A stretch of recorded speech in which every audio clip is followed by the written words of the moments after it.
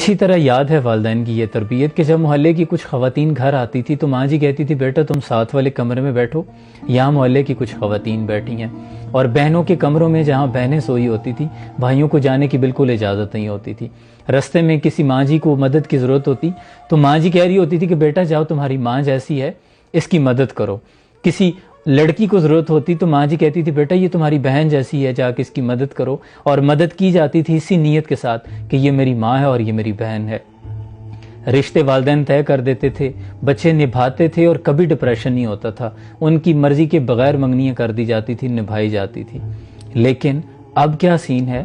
اب تو مائیں مارننگ شوز میں اتنی مصروف ہوتی ہیں کہ بچوں کی تربیت کے لیے ان کے پاس وقت ہی نہیں ہے۔ نپولین سے اتفاق کرتا ہوں، he said کہ give me a good mother, I will give you a good nation۔ تو مجھے اچھی مائیں دو، میں تمہیں اچھی قوم دوں گا۔